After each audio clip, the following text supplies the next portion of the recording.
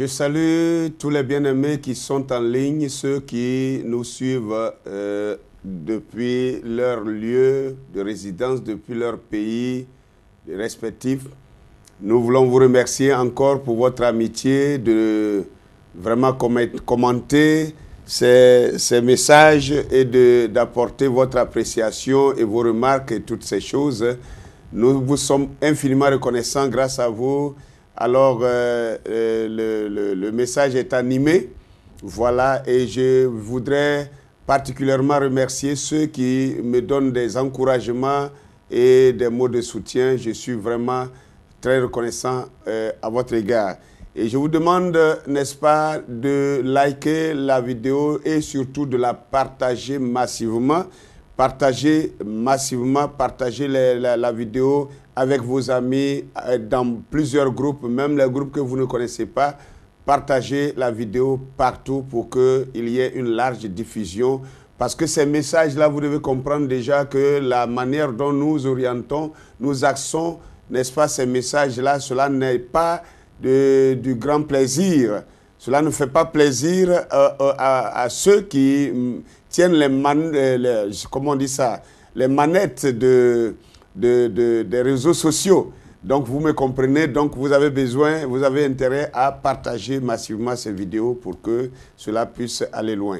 Que Dieu vous bénisse. Ce matin, je suis devant vous pour partager un nouveau thème avec vous. Un thème qui va vraiment commencer à vous lessiver déjà, ou saliver, je voulais dire. Vous salivez. Donc, soyez patients. Comme vous me connaissez maintenant, vous savez, quand je commence comme ça, il y a toujours des preuves jusqu'à la fin. Donc, le thème de ce matin, c'est Moïse le libérateur, l'instigateur du réveil de l'Afrique. Moïse le libérateur, l'instigateur du réveil de l'Afrique. Alors, je voudrais relire le texte de la vidéo précédente qui fait suite à cette vidéo que vous allez entendre ce matin. Alors, dans la vidéo précédente qui était intitulée l'iniquité des Amoriens arrive bientôt à son comble. Alors, ce matin, nous voulons faire suite à cette vidéo. Et c'est pour cela que je voulais lire Genèse chapitre 15, verset 13 à 16. Et ensuite, nous lirons Ésaïe chapitre 19, le verset 20 au verset 25. Donc, Genèse chapitre 15, verset 13 à 16 nous dit ceci. Et l'Éternel dit à Abraham, « Sache que tes descendants seront étrangers dans un pays qui ne sera point à eux, et ils y seront asservis et on les opprimera pendant 400 ans. Mais je jugerai la nation à laquelle ils seront asservis, et ils sortiront ensuite avec de grandes richesses. Toi, tu iras en paix vers tes pères, tu seras enterré après une heureuse vieillesse. À la 4e génération, ils reviendront ici, car l'iniquité des Amoriens n'est pas encore à son comble. » C'était ça le texte que j'avais lu comme base pour la vidéo précédente. Et aujourd'hui, je vais faire suite à cette vidéo avec ce nouveau texte biblique qui est dans Ésaïe chapitre 19, le verset 20 à 25 que je vais lire. Parole du Seigneur. « Ce sera pour l'Éternel des armées un signe et un témoignage dans le pays d'Égypte. Ils crieront à l'Éternel à cause des oppresseurs, et il leur enverra un sauveur et un défenseur pour les délivrer. Et l'Éternel sera connu des Égyptiens, et les Égyptiens connaîtront l'Éternel en ce jour-là. Ils feront des sacrifices et des offrandes, ils feront des vœux à l'Éternel et les accompliront.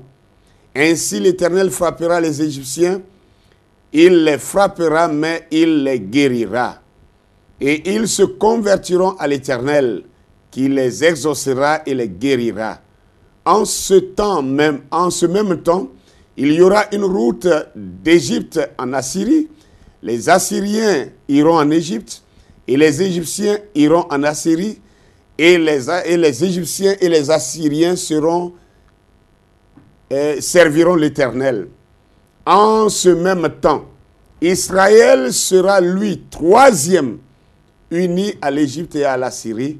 et ces pays seront l'objet d'une bénédiction. L'Éternel les bénira, l'Éternel des armées les bénira en disant, béni soit l'Égypte mon peuple, et la Syrie œuvre de mes mains, et Israël mon héritage. Amen. Je sais que pour ceux qui ont suivi attentivement la lecture de cette deuxième écriture, alors quelque chose a dû bouger en chacun de vous. Quoi? Que les Égyptiens connaîtront l'Éternel? Que les Égyptiens se convertiront à l'Éternel et qu'ils feront des vœux que l'Éternel les exaucera? Et il dit que l'Égypte sera mon peuple. Alors, il dit alors qu'Israël sera troisième, uni à la Syrie et à l'Égypte et à la Syrie. L'Éternel bénira ces pays en disant, béni soit l'Égypte mon peuple, l'Égypte mon peuple.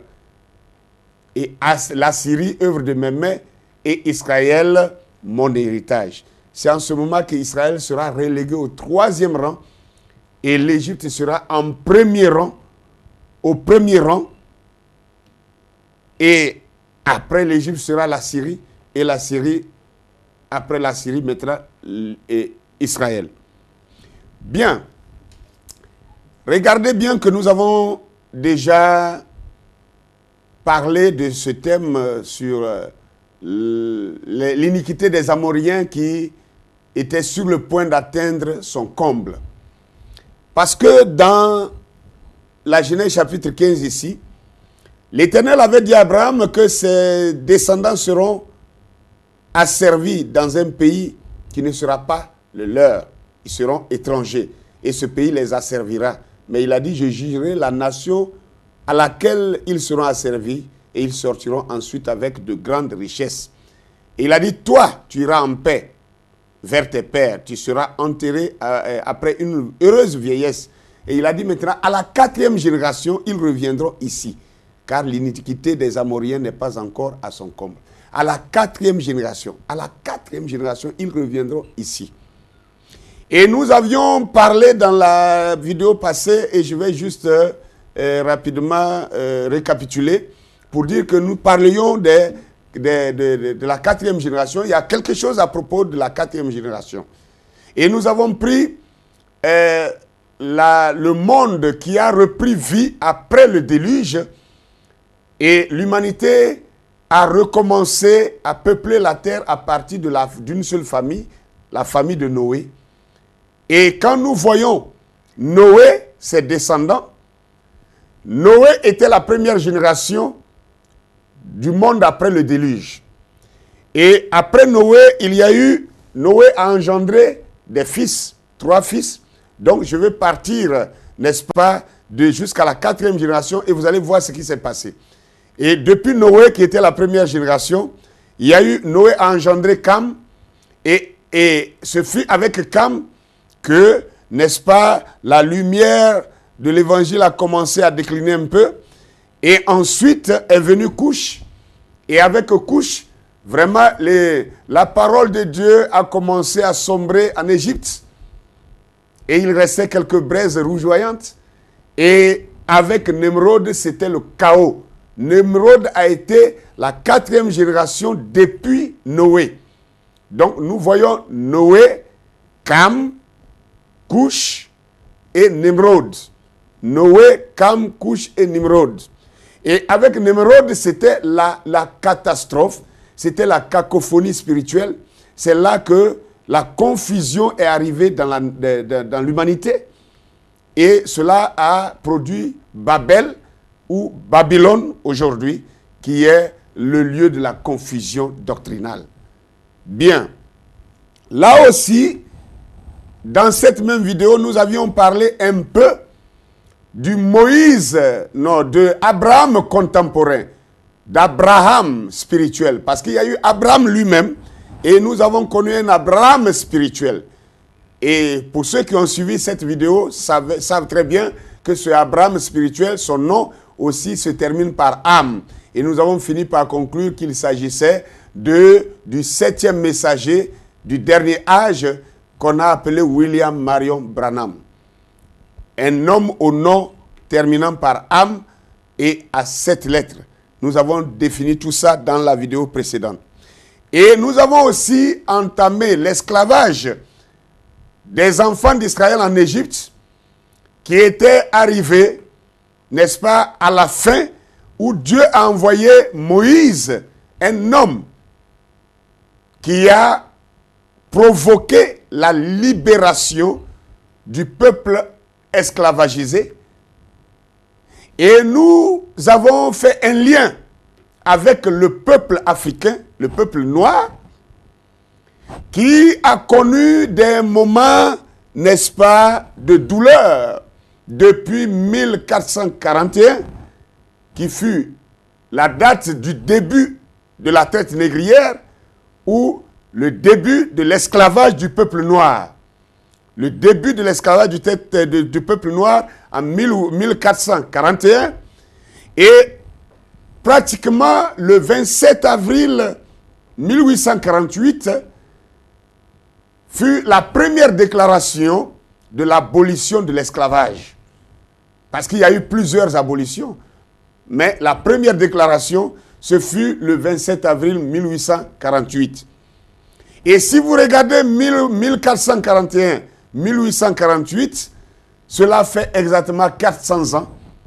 400 ans après, les esclavagistes acceptaient leur défaite pour enfin déclarer officiellement la fin de l'esclavage du peuple noir. Mais ça, ce n'était que la déclaration. Mais est-ce que sur le terrain, la faisabilité, est-ce que ça a été effectif? Non.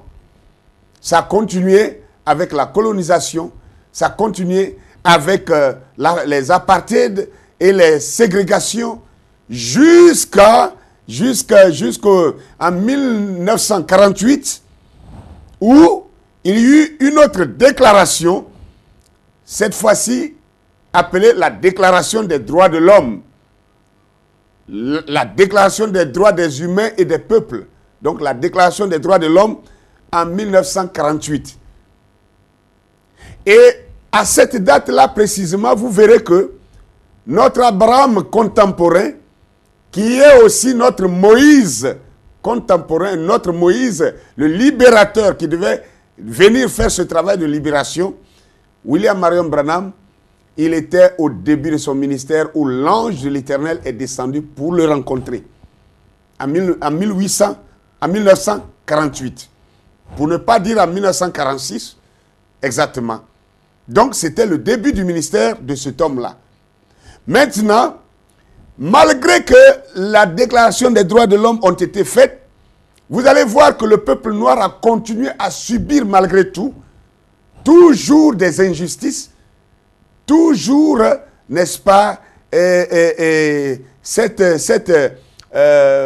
qu'on appelait toujours la ségrégation a continué. On appelait ça maintenant les travaux forcés. Mais aussi, même la ségrégation a continué. Et encore, on avait encore les os humains. Quand je dis les os, je ne parle pas des ossements, mais je parle de la zoologie, le zoo. On attrapait les Noirs africains encore. Jusqu'en 1948, là, on venait de prendre des Noirs encore pour aller les exposer dans des zoos animaliers, en Europe comme en Occident. Et les gens, les Blancs venaient payer pour entrer, pour aller regarder des humains comme si c'était des animaux. Et cela a continué jusqu'en 1960, dans les années 60. Donc vous allez voir que dans les années 60, ce fut maintenant les déclarations, les multiples déclarations des indépendances des États africains. Donc les indépendances. Et nous étions maintenant pratiquement les déclarations qui ont été faites 100 ans plus tôt, qui n'ont pas été reconnues, étaient obligées maintenant d'être mises en application. C'est alors que nos parents noirs africains ont commencé à soupirer un tant soit peu. Même si, malgré tout ça, ça aussi n'est que factice, parce que malgré tout, nous voyons encore l'indifférence du monde entier vis-à-vis du lynchage du peuple noir partout où ils sont, dans n'importe quel pays qu'ils sont. Alors, je voudrais maintenant entrer dans le thème de ce jour. Ça, tout ce que je viens de dire en 15 minutes, c'était juste pour récapituler le message passé, pour maintenant insérer le message de ce jour, à savoir Moïse le libérateur, l'instigateur du réveil de l'Afrique. Qui est ce Moïse-là qui vient comme un libérateur et qui doit libérer le peuple africain par le réveil, par un réveil africain? Qui est ce Moïse? La grande interrogation est posée et c'est ce que je vais développer jusqu'à la fin de mon message. Vous le connaîtrez et vous verrez ce qu'il a fait et vous confirmerez également avec moi qu'il est effectivement ce Moïse que Dieu a envoyé pour le peuple noir d'Afrique. Alléluia. Bien. Le livre d'Ésaïe, chapitre 19, le verset 20 à 25 que je viens de lire, la Bible a dit clairement que ce sera pour l'Éternel des armées un signe et un témoignage dans le pays d'Égypte. Donc d'abord, il y a un signe. Il y a un signe qui a été déposé dans le pays d'Égypte depuis des millénaires. Un signe qui a été posé dans le pays d'Égypte. Mais nous n'allons pas rentrer dans ce détail parce que dans les messages qui suivent, on pourra toucher ce point-là. Mais ici, la Bible dit que les Égyptiens crieront à l'Éternel à cause des oppresseurs. À cause des oppresseurs. Et il leur enverra un sauveur et un défenseur pour les délivrer. Vous savez que dans les vidéos passées, je crois dans le contraste entre les Juifs, les Hébreux de la Bible, les Juifs de la Bible et les soi-disant Juifs, dans cette vidéo, nous avons longuement parlé de ces oppresseurs. Qui étaient ces oppresseurs? Et quel était le peuple oppressé? Et je crois que vous pouvez vous référer à cette vidéo pour comprendre cela. Mais là, la Bible dit que lorsque les oppressés crieront à l'Éternel, l'Éternel leur enverra un sauveur et un libérateur pour les libérer. Un défenseur pour les libérer. Donc, il sera d'abord un sauveur, il sera un défenseur et il sera ensuite un libérateur parce qu'il va les délivrer. Bien. La Bible continue pour dire que l'Éternel sera connu des Égyptiens. L'Éternel sera connu des Égyptiens. Et je rappelle à ceux qui n'ont pas regardé mes vidéos passées que l'Égypte dont nous parlons n'est pas le pays de Mohamed Al-Sisi. L'Égypte dont nous parlons, il s'agit de l'Afrique noire. Il s'agit de tout le continent de l'Afrique noire, appelé ici l'Égypte, ou le pays de Cam. Bien sûr. Donc, quand la Bible parle des Égyptiens, l'Éternel sera connu des Égyptiens, il ne parle pas du pays des Égyptiens dont la capitale s'appelle le Caire. Non. Nous parlons du territoire de l'Afrique noire. Et donc, l'Afrique sera connue de l'Éternel sera connu des Africains. Et les Africains connaîtront l'Éternel en ce jour-là. Et ils feront des sacrifices et des offrandes. Et ils feront des vœux à l'Éternel et les accompliront. Et la Bible dit que ainsi l'Éternel frappera les Égyptiens. Donc l'Éternel frappera les Africains. Il les frappera, mais il les guérira. Voilà. Tout le monde parle des malheurs de l'Afrique. Tout le monde parle de comment Dieu a frappé les Africains au travers de Pharaon. Mais personne ne veut parler de la guérison de l'Afrique, de la guérison des Africains. Mais la même parole qui a parlé de la frappe des Africains, la même parole a promis aussi la guérison des Africains. Oui, c'est la vérité. Le même évangile. Et c'est ce que nous voulons relever aujourd'hui. Il les frappera, mais il les guérira.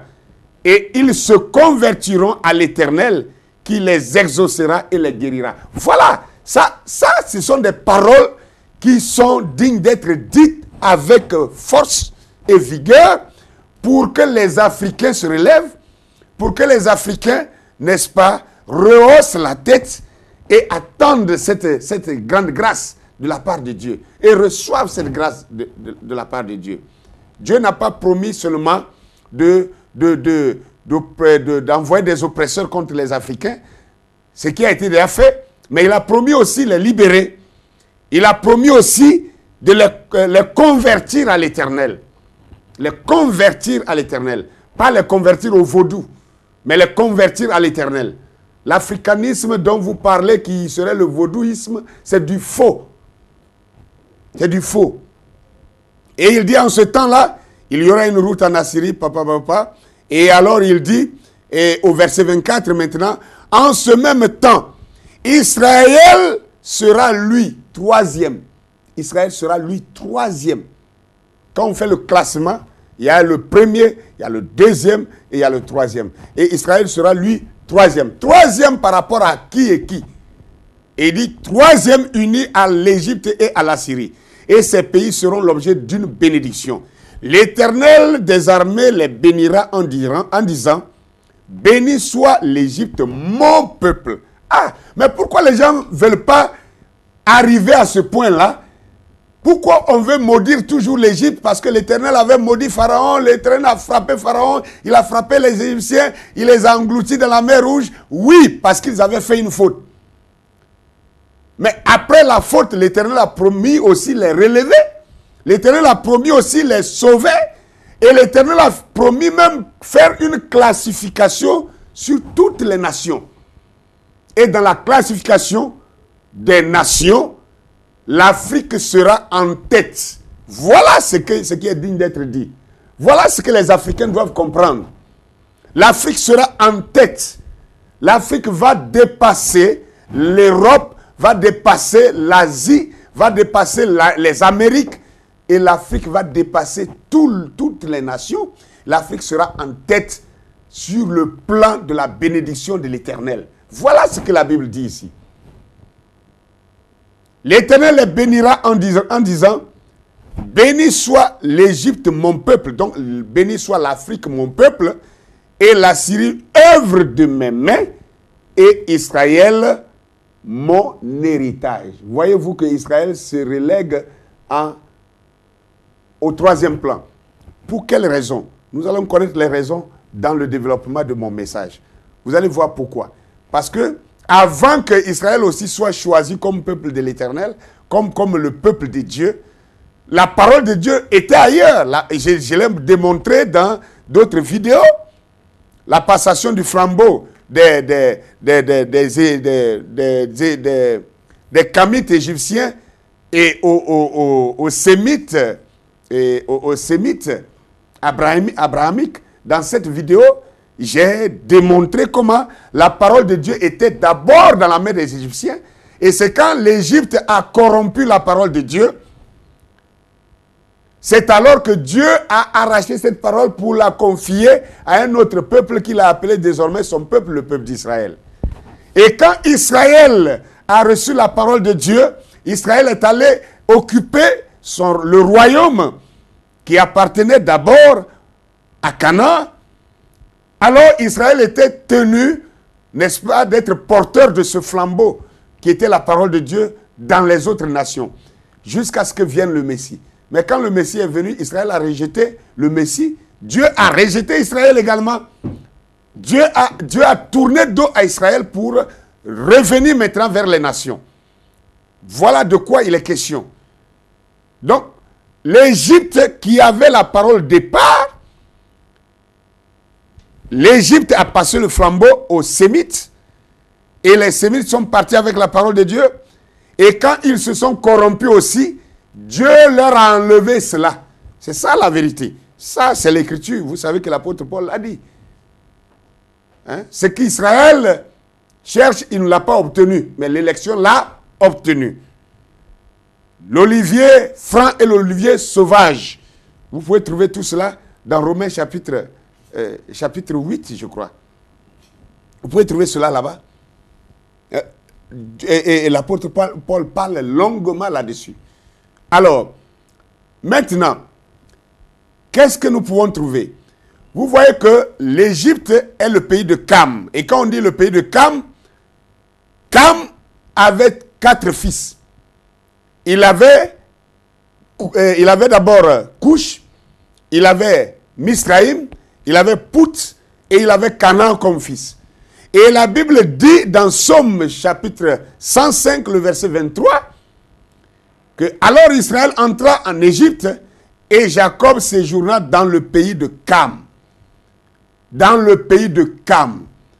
Or, nous savons que l'autre langage que la Bible tient, c'est que Israël était esclave et était étranger en Égypte. Donc, c'est pourquoi je vous ai dit, l'Égypte dont il est question, il s'agit du pays de Cam. Il ne s'agit pas du pays de Misraïm. Misraïm, c'est l'un des fils de Cam. Mais quand on dit le pays de Cam, ça veut dire, ça englobait tous les enfants de Cam. Donc, Couch, Misraïm, Pout et Canaan. Donc, si vous voyez, toute l'Afrique jusqu'au Moyen-Orient, à savoir, même le territoire qu'Israël occupe aujourd'hui, c'est un territoire africain. C'est un territoire des Kamites. C'est ça qui est digne d'être dit. C'est Dieu qui le leur a donné, quand même.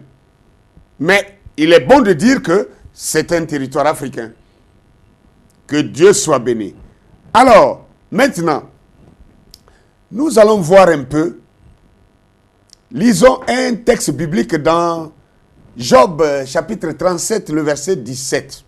La Bible dit, toi, dont les habits sont trop chauds, lorsque languit la terre sous le vent du midi.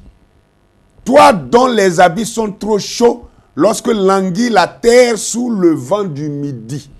Ah, la Bible parle ici du vent du midi. Le midi, c'est où d'ailleurs?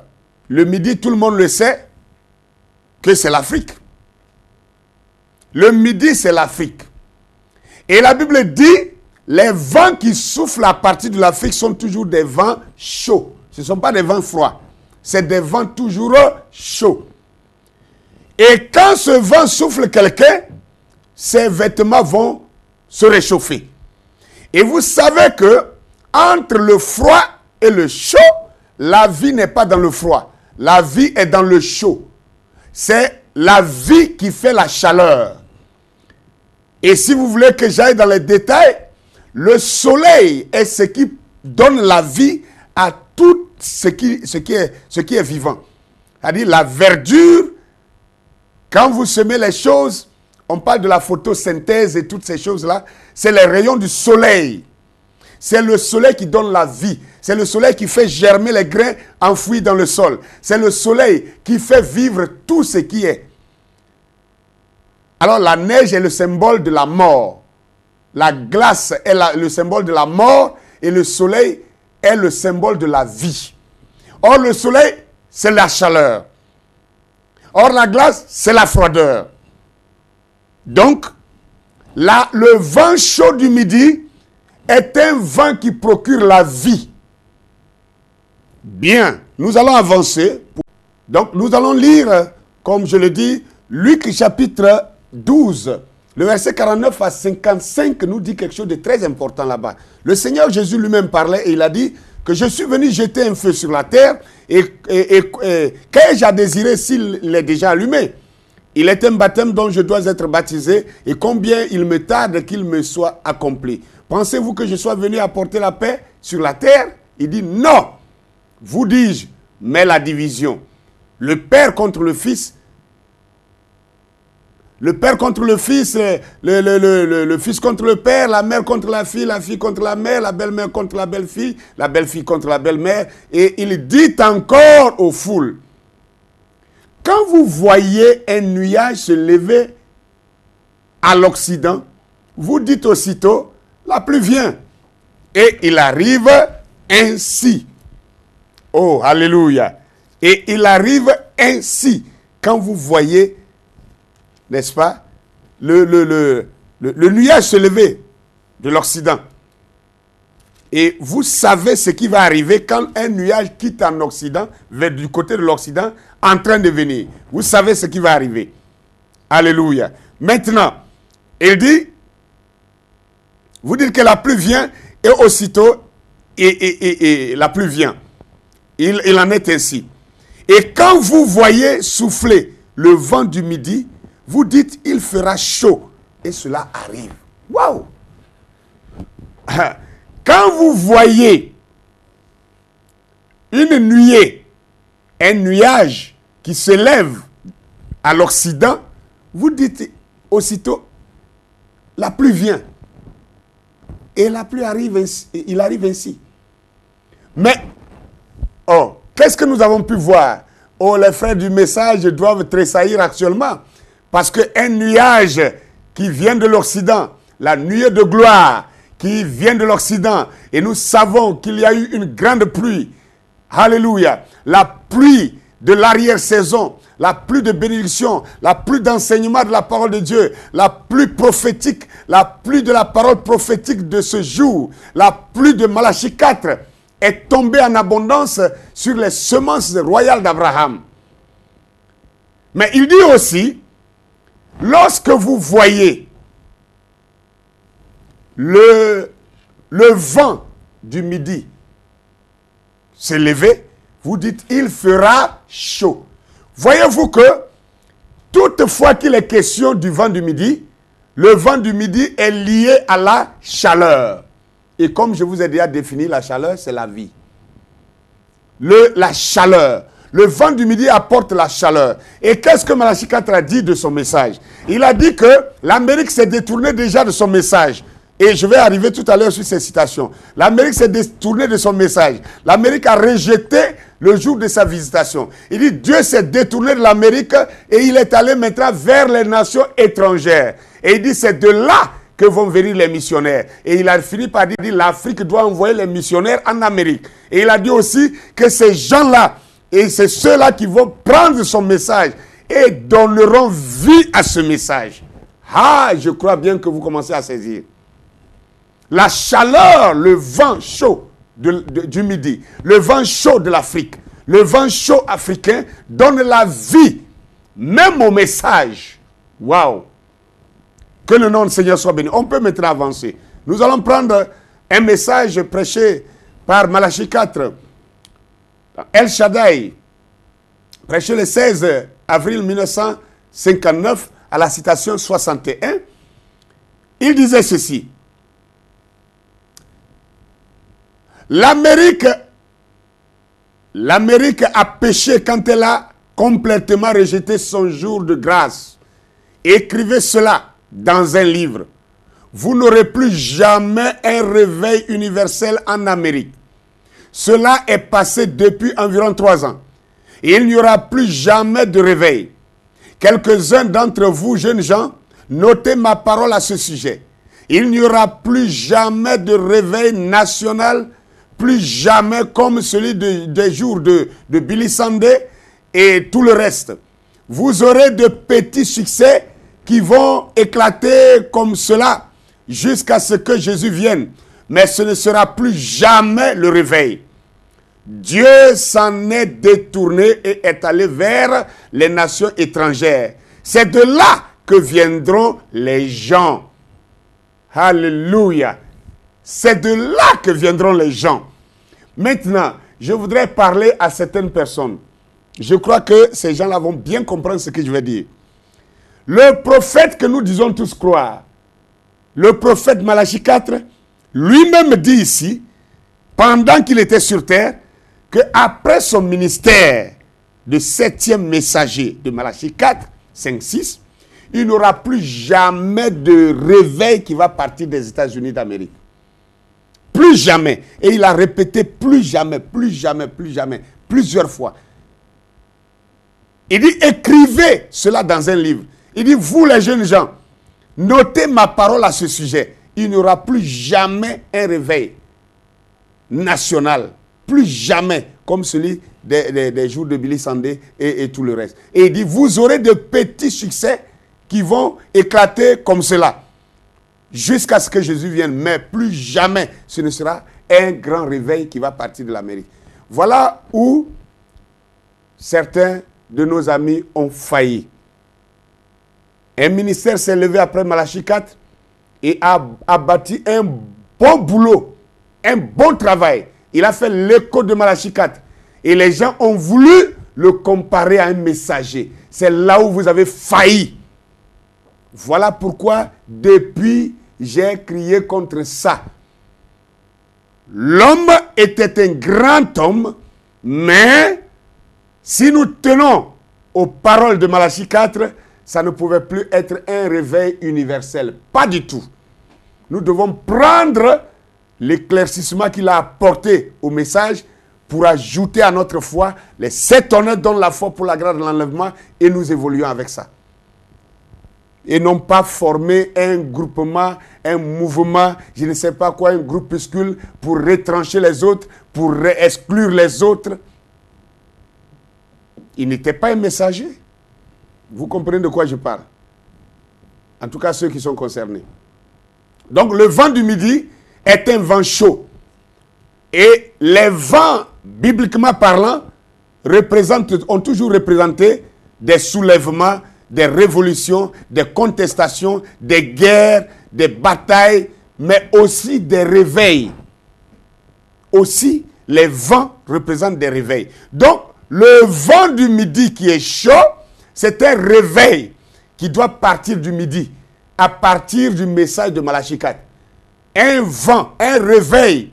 L'Afrique doit arriver à un réveil. Et ce réveil va apporter la vie au monde entier. Et ce réveil-là, c'est ça qui est dit ici par le Seigneur Jésus-Christ.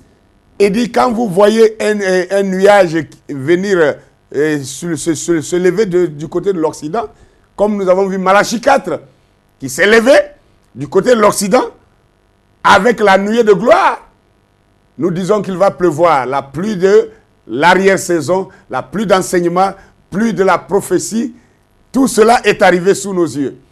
Mais il dit, quand vous voyez aussi le vent chaud du midi s'élever, vous dites qu'il fera chaud. Quand le vent du midi s'élève, vous savez qu'il fera chaud. Vous savez qu'il y aura la vie. Il y aura la vie. Mais vous savez discerner tous ces signes-là. Comment ne pouvez-vous pas discerner le signe de ce jour-ci? Comment? C'était ça la question du Seigneur Jésus. Alors, ce qui signifie que ce réveil de l'Afrique noire se fera dans une période de trouble, de soulèvement, de contestation, un vent chaud. Nous allons avancer, vous allez voir. Dans le message, un témoignage en mer, prêché le 20 juillet 1962, à la citation 11, Malachie 4 nous dira ceci. Il dit, nous savons que le réveil est terminé. Tout le monde le sait. J'avais prédit cela jadis, en 1956, quand il commencerait à toucher la fin. Billy Graham était revenu. Tommy Osborne était revenu. Il était revenu aussi, ainsi que les autres.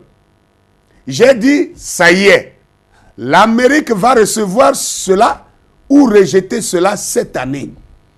Et ils ont rejeté cela. Nous n'attendons rien d'autre que le jugement maintenant. Notez cela et voyez si Frère Branham a raison ou pas. C'est ainsi dit le Seigneur. Attention, il dit c'est ainsi dit le Seigneur. Nous nous dirigeons vers cela et nous allons payer pour ce que nous avons fait. Donc il parlait du réveil américain qui était terminé avec son ministère.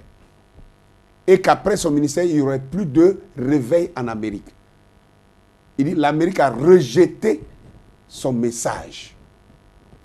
Aussi dans le super signe, prêché le 29 novembre 1963, à la citation 176, il nous dira ceci. Vous rappelez-vous ce que j'avais dit cette fois-là concernant les États-Unis? Il y a 3 ou 4 ou 5 ans, cela fut alors publié dans tous les journaux en ce moment-là, j'avais dit que cette année, soit les États-Unis vont accepter l'évangile, soit ils ne l'accepteront jamais.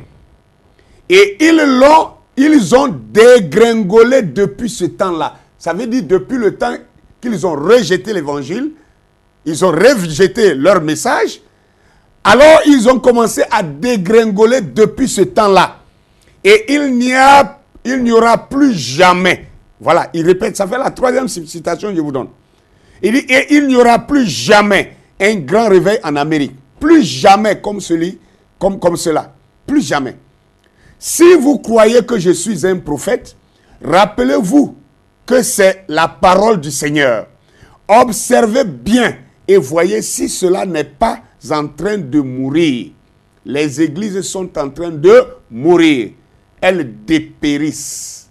Voilà, Malachie 4 confirme qu'il n'aurait plus jamais de réveil qui va partir de l'Amérique.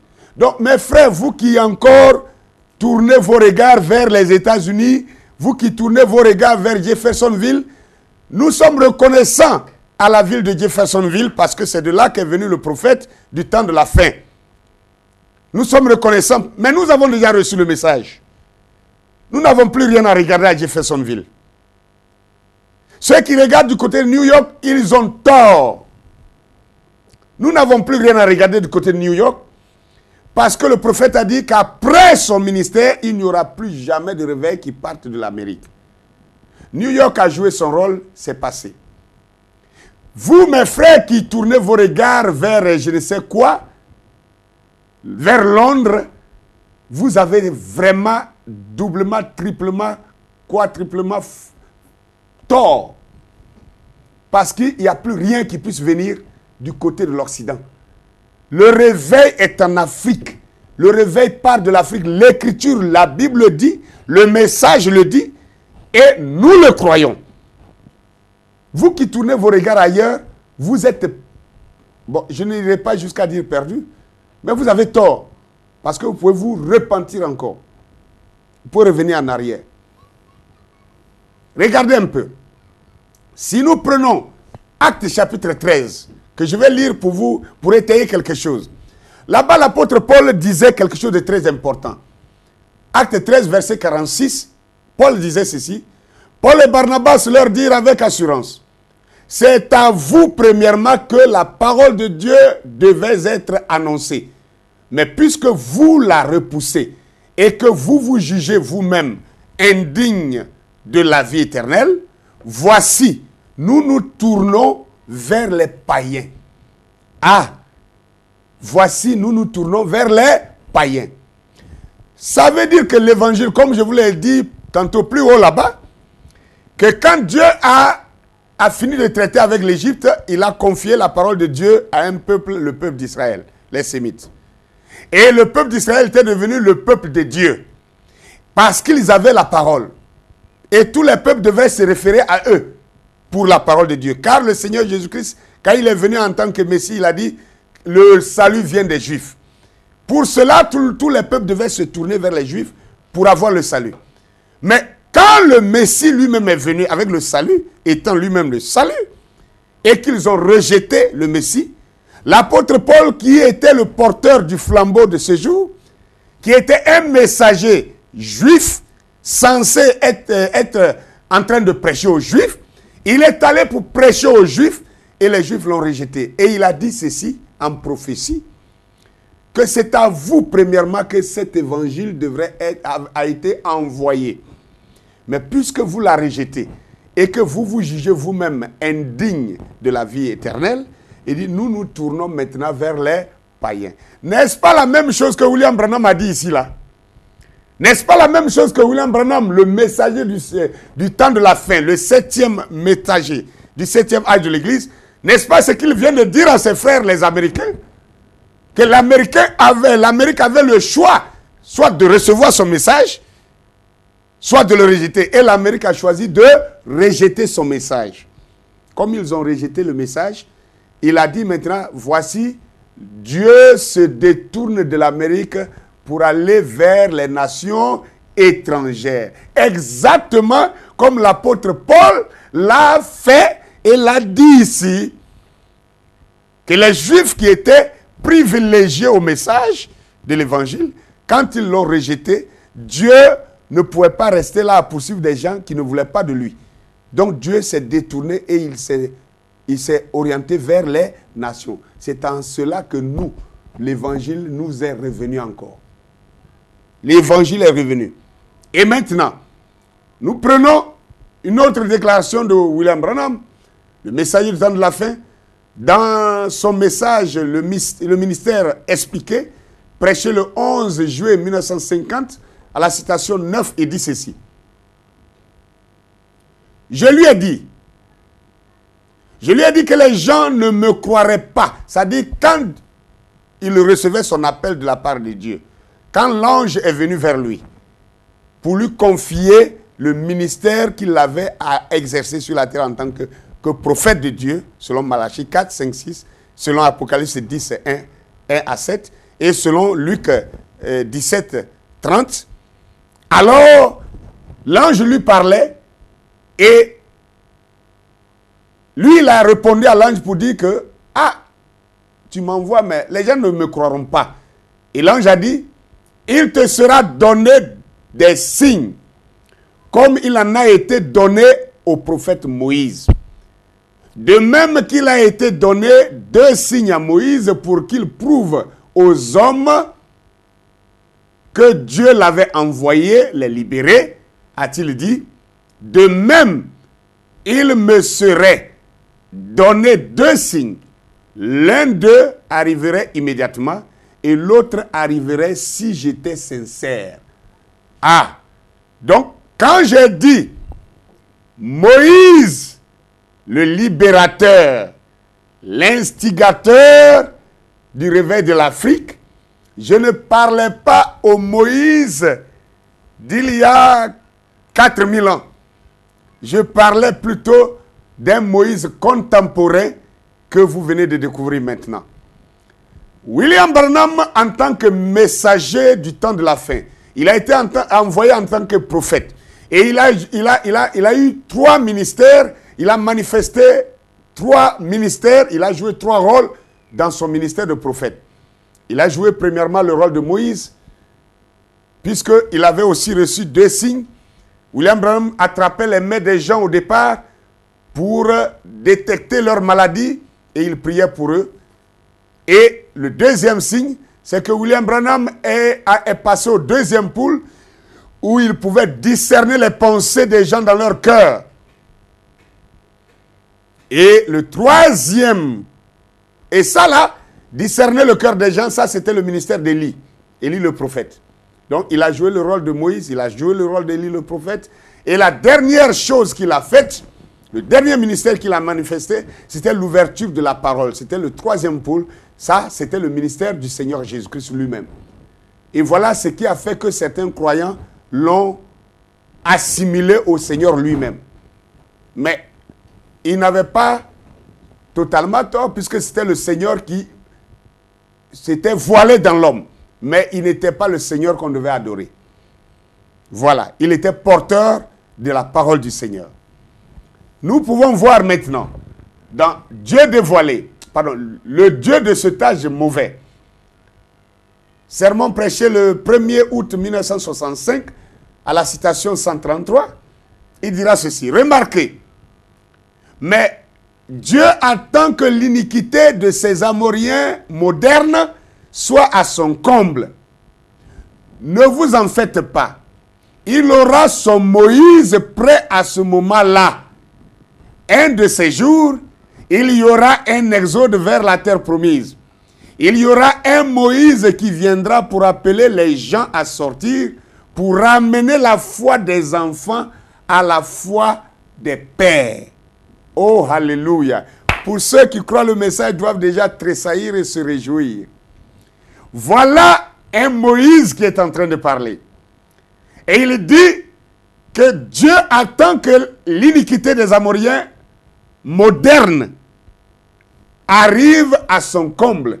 Il dit, ne vous en faites pas. Dieu aura son Moïse prêt à ce moment-là. Et un de ces jours, il y aura un exode vers la terre promise. Et il y aura un Moïse qui viendra pour appeler les gens à sortir, pour ramener la foi des enfants à la foi des pères. Vous savez bien que le ministère de ramener la foi des enfants au père apostolique, c'est bel et bien le ministère de William Marion Branham. Élie de Malachie 4, 5 à 6, qui devait ramener le cœur des pères aux enfants. Et non, le cœur des enfants au père. C'est-à-dire le cœur des enfants d'aujourd'hui à la foi apostolique qui est, ce sont les apôtres qui sont nos pères dans la foi. Alors, nous localisons finalement ce Moïse. Mais quelqu'un me dira, ah, mais frère, nous ne te comprenons pas. Tu parles de la libération des peuples noirs d'Afrique et tu t'en vas nous choisir un blanc. Tu nous parles, tu nous indexes un blanc qui va venir libérer les Africains. William Branham, il était un blanc. Il était un homme de Kentucky. Mais de quoi tu parles? Calmons-nous. Calmez-vous. Nous allons nous comprendre. Vous allez voir ça tout à l'heure. Alléluia. Si vous croyez le message, ce sera facile pour vous. Mais même ceux qui ne croient pas le message peuvent le comprendre aussi, s'ils le veulent. Dans le message Dieu mal compris, prêché le 27 juillet 1961, soir, à la citation 15, le prophète dira ceci. À vrai dire, les Américains ne sont pas prêts pour un tel ministère. Les églises, je veux dire. C'est vrai. C'est au-delà de leur époque, vous voyez. Alors j'ai simplement promis au Seigneur de laisser cela de côté et d'attendre simplement pour utiliser ce ministère en Afrique. Ah, William Branham était le 7e messager. 7e après l'apôtre Paul, après Paul, Irénée, Saint-Martin, Martin Luther, Colomba, Martin Luther, John Wesley, et il était le 7e. Et il est venu selon les messagers de cet âge de l'Église. Maintenant, il nous a dit plus haut que son message en tant qu'Américain, lui, il était américain, il est né avec la nationalité américaine, il était blanc. Mais il était envoyé par Dieu avec un message pour toute la terre entière. Mais son propre pays, sa nation qui était censée le recevoir en premier, sa nation l'a rejeté. De même que l'apôtre Paul parlait là, que Jésus a été envoyé pour la nation d'Israël en premier et au profit de toutes les nations ensuite. Mais la nation même qui était censée le recevoir en premier l'a rejeté. Donc William Branham a été aussi rejeté par les Américains. L'Amérique a rejeté son ministère. Et maintenant, William Branham dit quoi? Il ne se tourne pas des Américains pour aller vers la France, vers l'Amérique, et vers l'Angleterre ou vers les Indiens. Non, il dit, quand il a vu que les Américains ne pouvaient pas recevoir son ministère, il a dit simplement qu'il allait mettre ce ministère de côté pour aller l'utiliser où? En Afrique. Vous comprenez maintenant que quand nous disons que nous sommes pleinement au réveil de l'Afrique, nous savons de quoi nous parlons. Le ministère de William Branham, même en réalité, initialement, il était venu pour le peuple d'Afrique noire. Nous allons plus éclairer cela. Ça ne veut pas dire que ça n'a pas sauvé les Blancs. Est-ce que Jésus n'était pas venu pour les Israélites? Est-ce qu'Israël l'a reçu? Mais est-ce pour autant que l'évangile n'a pas sauvé des Israélites, des Juifs? L'évangile a sauvé des Juifs. L'apôtre Paul disait que lui-même, il est juif de père et de mère et il a été sauvé comme prémisse. Les Pierre, les Jean, les Jacques étaient des Juifs. Les Marie de Magdala, les Suzanne étaient des Juifs. Et beaucoup de Juifs aussi ont cru à l'évangile. Mais Dieu ne voulait pas que ce soit quelques Juifs qui croient. Dieu voulait que ce soit toute la nation juive qui croit. Comme la nation juive, dans sa majorité, a rejeté la parole de Dieu, on dit Israël a rejeté Dieu. Mais ça ne veut pas dire que, pour autant, des Juifs n'ont pas été sauvés dans cet évangile. Quoique Dieu s'est détourné vers les nations. Mais l'évangile qui est dans les nations est revenu sauver encore les Juifs. Donc quand nous disons que William Branham, son message a été rejeté par les Américains et qu'il s'est détourné de Dieu, s'est détourné de l'Amérique pour venir maintenant sauver les Africains, ça ne veut pas dire que le message de William Branham ne sauve que des Noirs. Mais ça veut dire que ça sauve majoritairement les Noirs, mais que ça sauve aussi des Blancs. Voilà de quoi nous parlons. N'allez pas me traiter de raciste. N'allez pas me traiter de ségrégationniste. Non. Je veux être clair là-dessus pour que vous compreniez. Alléluia. Et il a dit qu'il veut mettre ce ministère en attente pour l'utiliser simplement en Afrique. Pourquoi en Afrique? Lui-même, il va nous expliquer. Dans le message Hébreux chapitre 7, deuxième partie, prêché le 22 septembre 1957 au soir, à la citation 299, il dira ceci: je dois aller en Afrique conformément à une vision. Je pense que je ne prospérerai jamais beaucoup dans mes réunions tant que je ne serai pas allé en Afrique pour accomplir cette vision. Waouh! Notez bien tout ce que je suis en train de vous dire. William Branham dit l'Amérique a rejeté son message. William Branham dit Dieu s'est détourné de l'Amérique pour aller vers les nations étrangères. William Branham vient dire que son ministère, qui a été rejeté par les Américains, il a mis ça au frais pour venir l'utiliser en Afrique. William Branham continue pour dire encore ici qu'il doit aller en Afrique conformément à une vision. Ce n'est pas un choix humain. C'est Dieu qui l'a détourné pour l'amener en Afrique. Donc, le ministère de William Branham, quoique américain, Dieu l'a détourné finalement pour qu'il soit au profit du peuple noir d'Afrique. C'est ça que vous devez comprendre. Et c'est ça qui apporte le réveil des Africains. Et il dit conformément à une vision, il dit qu'il sait que son ministère ne prospérera pas tant qu'il n'ira pas en Afrique pour exercer ce ministère afin d'accomplir cette vision. Donc, William Branham, messager du 7e âge de l'Église, prophète de Malachie 4, Élie de Malachie 4, 5, 6, et d'Apocalypse 10, 1 à 7, de Luc 17, 30, ce messager-là, Dieu l'a envoyé finalement pour la libération du peuple noir d'Afrique. Nous allons continuer. Dans le message honteux de lui, prêché le 11 juillet 1965 à la citation 17, William Branham va parler encore des Africains. Qu'est-ce qu'il dira d'eux? Il dit ceci: cela fait des années que j'essaie de retourner en Afrique car je sens que mon ministère en Afrique n'est pas terminé. Waouh! Il dit qu'il sent que son ministère en Afrique n'est pas terminé. Il dit, je n'ai pas... pourquoi devrais-je aller en Afrique alors qu'ici, aux États-Unis, j'ai 600 ou 700 villes, ici même, qui m'appellent à aller vers eux. Pourquoi devrais-je aller en Afrique? Il va nous expliquer. Il dit que son ministère n'est pas terminé en Afrique, il faut qu'il retourne en Afrique. Et pourquoi il doit aller en Afrique? Il va l'expliquer. Il dit, pourquoi faudrait-il que j'aille là-bas? Mais c'est quelque chose dans mon cœur qui m'attire en Afrique. Là-bas, ces gens, il y a quelque chose en eux que j'aime. Et j'aimerais y aller uniquement pour les gens de couleur. Wow, wonderful. Là, je suis encore très heureux. Parce que William Branham sait qu'en Afrique,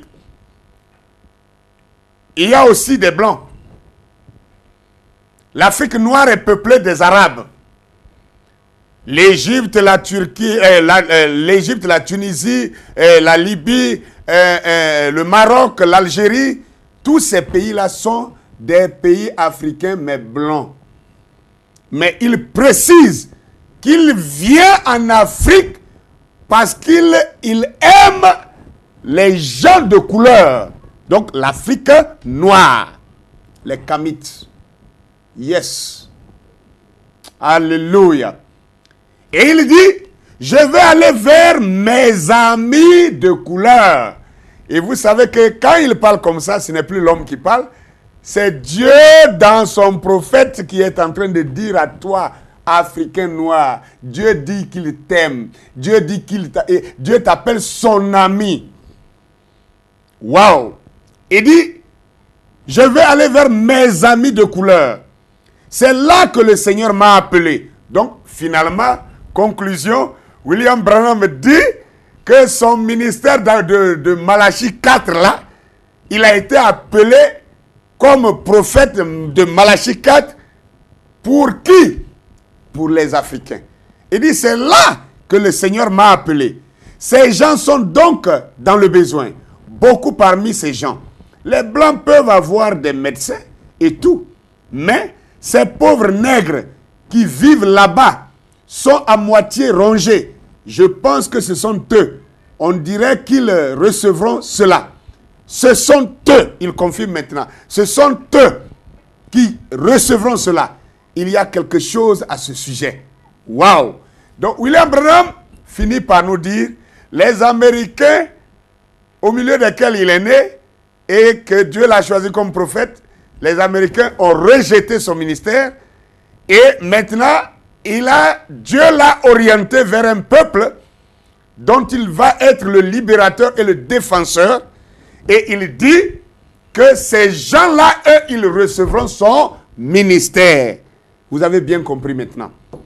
Les Africains ont reçu vraiment massivement le ministère de Malachie 4, 5, 6, William Marion Branham.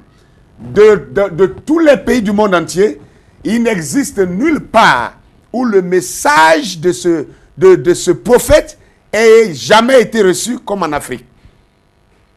Pour ceux qui ne le savent pas, je vous donne une information, vous qui m'écoutez en ligne, que dans le Congo RDC, on a des assemblées qui croient en William Marion Branham et dont le nombre de membres monte jusqu'à plus de 20 000 membres. Il y a au moins 3 assemblées comme ça, qu'on peut trouver plus de 20 000 membres. Sans compter les 18 000 membres, les 15 000, les 10 000, les 8 000, etc. 3 000 membres, ça c'est les débutants. Et vers chez nous, ici en Afrique de l'Ouest, nous avons aussi des assemblées de 3 000 membres. 3 000 membres, 2 000 membres. À Lomé, on a des assemblées de 2 000, 3 000 membres. Oui. En Côte d'Ivoire, ici, on a au moins 2 000 membres. Donc, pour ne parler que du nombre, vous voyez que le message de William Branham a vraiment porté en Afrique ici qu'ailleurs. Donc ça confirme tout ce qu'il vient de nous dire ici. Nous allons voir aussi ce qu'il a dit dans les questions-réponses sur les Hébreux. La 3e partie. Questions-réponses sur les Hébreux, 3e partie. Prêché le 6 octobre 1957 à la citation 602 à 606. Là, les citations, je ne vais pas les lire totalement, je vais lire des déclarations fortes dans chaque citation. Donc, suivez. Il dit ici, on discutait sur l'origine de l'homme de couleur. Parce que j'ai dit, Moïse, le libérateur, Moïse, le libérateur, l'instigateur du réveil de l'Afrique. Moïse, le libérateur, l'instigateur du réveil de l'Afrique. Regardez maintenant comment il va prendre la défense des Africains. N'oubliez pas que William Branham a exercé son ministère entre 1933 et 1965, en pleine ségrégation raciale, où même un blanc qui essayait de protéger un noir, il était frappé des mêmes sanctions que le nègre. Et voilà ce que William Branham va dire. On discutait à l'origine sur l'homme de couleur. Sur l'origine de l'homme de couleur. Et il s'évertuait à démontrer que pour l'homme de couleur, c'était Caïn qui avait épousé un animal tel que le singe, et de là est venue la race de couleur. Eh bien, c'est faux. Et regardez, je vous rappelle que cette discussion-là, ce n'était pas avec des païens, c'était des prédicateurs. Des prédicateurs qui avaient la Bible en main, qui essayaient de convaincre William Branham que les Noirs d'Afrique, les Africains noirs, n'étaient pas des humains et que c'était des descendants d'une liaison entre Caïn et un singe. Et là, William Branham va prendre la défense des Noirs et il dit, eh bien, cela est faux, absolument faux. Et je ne peux jamais soutenir cela. En effet, il n'y avait ni noir, ni blanc, ni une quelconque autre différence. C'était juste une seule race de gens jusqu'au déluge. Puis après le déluge, à la tour de Babel, lorsque les gens avaient commencé à se disperser, c'est alors qu'ils ont eu des couleurs et autres. Mais ils proviennent tous d'un même arbre. C'est tout à fait vrai. Adam et Ève étaient le père et la mère du point de vue terrestre et de chaque créature vivante apparemment à la race humaine qui ait jamais existé sur la terre. C'est vrai, noir, blanc, pâle, brun, jaune, quelle que soit votre couleur, elle est absolument due au milieu où vous vivez. Voilà comment William Branham a pris la défense de l'homme noir pour dire qu'il croit que l'homme noir est un descendant d'Adam, autant que les blancs, autant que les jaunes, autant que les rouges, autant que toutes les autres couleurs des humains qui sont sur la terre. Donc que les blancs n'essayent pas de faire croire que l'homme noir provient du singe. William Branham, qui était blanc, a pris position des noirs et il a défendu l'homme noir. La libération des hommes noirs, il ne s'agit pas de prendre des épées et des fusils pour aller combattre pour libérer les noirs. Non, les noirs ont été mis en esclavage à partir d'une idéologie. Et c'est par idéologie que cela sera brisé pour que l'homme noir retrouve sa liberté. Et il continue pour dire, ces gens par ici, concernant ces ségrégations, ces lois et autres choses qu'ils adoptent, je pense que c'est ridicule, certainement. Écoutez, laissez tout simplement ces gens tranquilles. Ils savent ce dont ils ont besoin. Dieu a fait un homme de couleur. Et celui-ci en est content. Absolument. Si Dieu m'avait créé un homme de couleur, j'en serais très heureux. S'il m'avait créé brun, j'en serais heureux. Comme il m'a créé blanc, j'en suis heureux. S'il m'avait créé jaune, j'en serais heureux. Voilà comment William Branham va défendre la couleur noire de l'Africain. Et il continue pour dire, non, l'homme de couleur a des choses que le blanc ne possède même pas. Ah oui, l'homme de couleur a des choses que le blanc ne possède même pas. Là, je suis maintenant dans la citation 604. L'homme de couleur a des choses que le blanc ne possède même pas. Absolument. C'est tout à fait vrai. Et il continue. À la citation 605, il dira maintenant, eh bien, écoutez, l'homme de couleur il a en lui une disposition que le blanc ne peut jamais avoir. Ça, c'est un homme blanc. Hein? William Branham était un blanc. Et c'est lui, sous l'effet de l'onction du Saint-Esprit, l'esprit de vérité sur lui fait dire des vérités à ses frères blancs qui voulaient rabrouiller l'homme noir. Pas qu'il voulait, mais il le faisait. Même des prédicateurs. Et frère William Branham est en train de leur dire la vérité ici. Il a en lui une disposition que l'homme blanc ne peut jamais avoir. Il a une attitude insouciante. Il a confiance en Dieu. Donc William Branham dit qu'il reconnaît que l'homme noir a confiance en Dieu. Et il laisse simplement le reste aller comme cela. Et qu'il ait des biens ou qu'il n'en ait pas, il est de toute façon heureux. Que l'homme noir soit riche ou pauvre, l'homme noir est toujours heureux. Et il est reconnaissant envers Dieu qui l'a créé. C'est ça l'attitude de l'homme noir. Vous qui ne voulez pas qu'on parle des races là, écoutez votre prophète parler. Ce n'est pas moi, c'est le prophète qui parle comme ça. Il parle de l'homme noir et il parle de l'homme blanc. Il dit l'homme blanc est un renégat.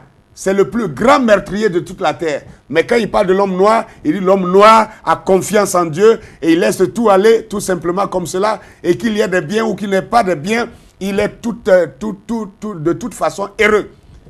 Et il dit, je préférerais vraiment avoir cela ce soir, certainement. Ah, William Branham préférerait même avoir la peau noire. William Branham préférerait avoir la peau noire, avoir les qualités qui sont dans l'homme noir, que d'être ce qu'il est. Voilà ce qu'il est en train de dire. Je préférerais avoir cela ce soir, certainement. Eh bien, il a cela. Et c'est un acquis pour lui. C'est un acquis pour l'homme noir que l'homme blanc ne peut même pas avoir. Il dit, il ne peut jamais avoir. À la citation 606, il dit ceci. Je pense que la dame là à Crèveport a fait l'un des meilleurs commentaires que j'ai jamais entendu de ma vie. C'est-à-dire, il y a une femme de Crèveport qui avait fait un témoignage et voilà ce qu'elle va dire. Elle a fait un commentaire qui a été publié dans le journal. Elle s'est avancée et elle a dit, à l'allure où vont les choses, ici, avec cette ségrégation, je n'aimerais pas que mes enfants fréquentent l'école des Blancs. Elle a dit, ils ne bénéficieront pas de l'attention qu'ils auraient eu s'ils avaient eu un enseignement de couleur. Ah, la femme noire a dit qu'elle ne veut pas que ses enfants aillent dans l'école des Blancs. Parce que s'ils vont dans l'école des Blancs, ils n'auront pas l'attention qu'ils auraient eu s'ils étaient dans l'école des Noirs. Cette femme est une femme intelligente. Waouh! Aujourd'hui, quand on parle de ça, des gens même qui se disent prédicateurs se lèvent avec leur gros nez comme le mien et ils veulent contester ça. Et il dit non, parce qu'il ne faut pas parler de couleur, parce que Dieu n'est ni noir, Dieu n'est ni blanc. Si Dieu n'est ni noir ni blanc, il n'existe pas. Tout ce qui existe a une couleur.